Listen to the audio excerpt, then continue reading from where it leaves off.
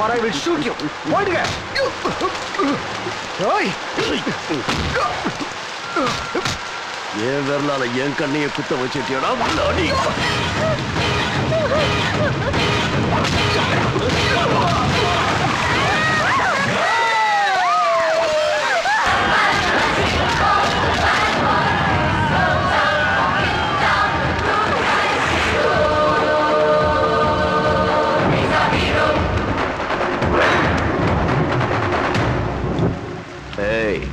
உன் நேரம் இதோட முடிஞ்சு போச்சு. என் நேரமே இப்பதாண்ட ஆரம்பிச்சிருக்கு. மொத்த குடும்பமும் ஒரேடியா சிக்கிட்டீங்க. அந்த பையனை எப்படி கொன்னனோ அதே மாதிரி மொத்த குடும்பத்தையும் கண்ணா அங்கே பார்.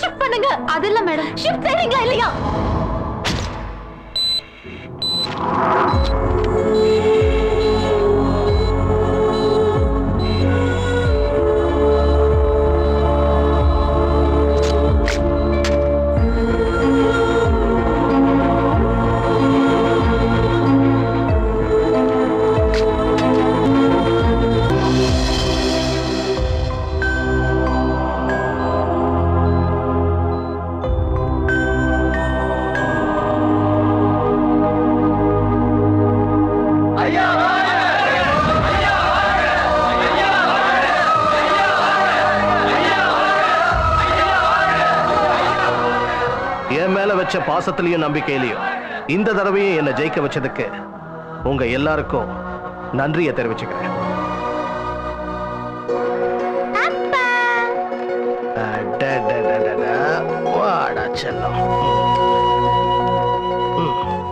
நம்ம வீட்டுக்கு போலாமா?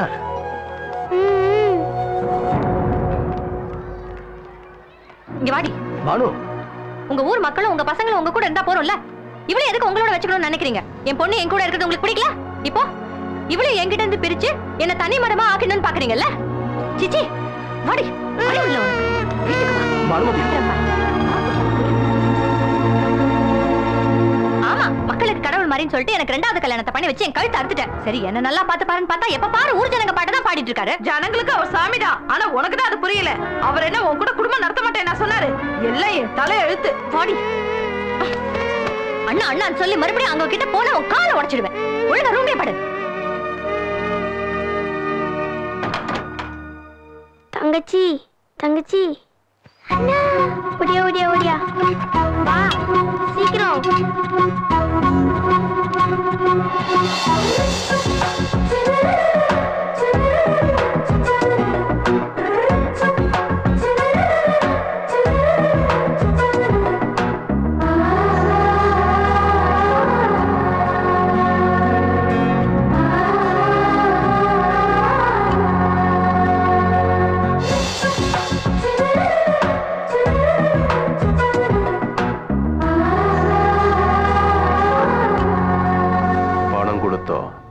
சேலையும் கொடுத்தோம், மப்படிக்க சரக்கும் கொடுத்தோம். அப்படி இருந்தோ இந்த தடவையும் நம்மளால ஏன்டா ஜெயிக்க முடியல? நம்ம மக்களுக்கு கெட்டது மட்டுமே செஞ்சோம், அவன் நல்லது செஞ்சிருக்கான்.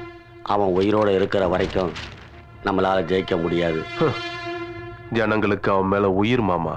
அவருக்கு பொண்ணு மேல ரொம்ப உயிர். அந்த பொண்ணுக்கு இன்னைக்கு பிறந்த நாள், அதனால கோயில்ல அன்னதானம் பண்றாங்க. நாமளும் போவோம், மாலை போட்டு மரியாதை செஞ்சுட்டு வருவோம். எல்லாரும் கண்டிப்பா சாப்பிட்டுட்டு தான் போவோம். வணக்கம். அப்பா, எனக்கும் இந்த மாதிரி எல்லாரும் மரியாதை கொடுக்கணும்னா நான் என்ன பண்ணணும்? பசின்னு வரவங்களுக்கு சாப்பாடு போடணும், உங்களுக்கு நான் இருக்கேங்கிற நம்பிக்கையை உருவாக்கணும்.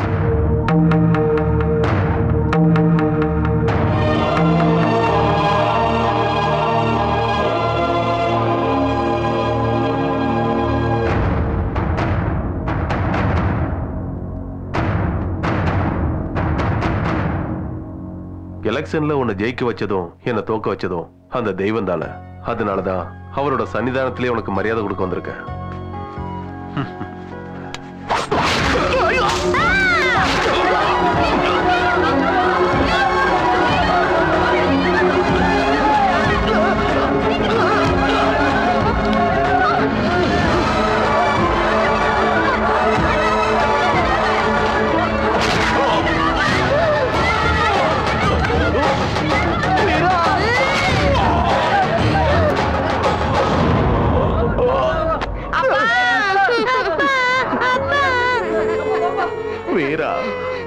மக்களுக்காக வாழ்றதுல எவ்வளவு சந்தோஷம் இருக்கும், அவங்களுக்காக சாகிறதுலயும் அதே மாதிரி சந்தோஷம் இருக்கு. ஒரு கண்ணுல மக்களை, இன்னொரு கண்ணுல தங்கச்சியையும் ஜாக்கிரதையா பாத்துக்கணும். சரிப்பா, சித்தியை நான் அம்மா மாதிரி பாத்துக்கிறேன்ப்பா. சத்யாவையும் நான் சொந்த தங்கச்சி மாதிரி பாத்துக்கிறேன்ப்பா. மக்கள் கிட்ட யாராச்சும் பிரச்சனை பண்ணா அவங்கள நான் சும்மா விட மாட்டேன்ப்பா. வீரா, வீரா. அப்பா, தங்கச்சி வா. அம்மா நான் வர மாட்டேன், எனக்கு பயமா இருக்கு. பயப்படாத, வா. அம்மா நான் வர மாட்டேன்.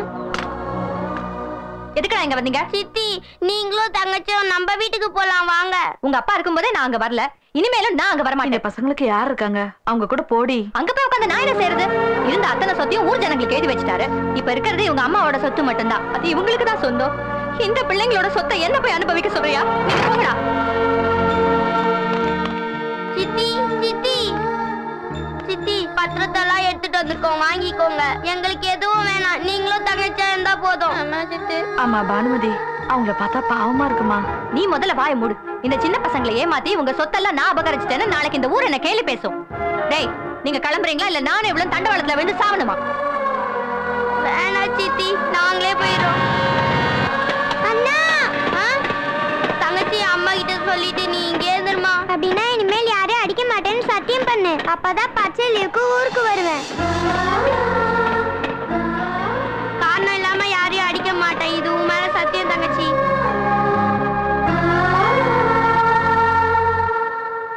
உன் அண்ணன் நம்ம வீட்டுல இருந்த வரைக்கும் நீ அவர் ஒரு மனுஷனா கூட மதிக்கவே இல்லை. ஆனா அவரோட உயிருக்கு ஒரு பிரச்சனை வந்த உடனே எப்பவோ பிராக்டிஸை விட்ட நீ இப்ப மறுபடியும் டாக்டரா மாறி இருக்க.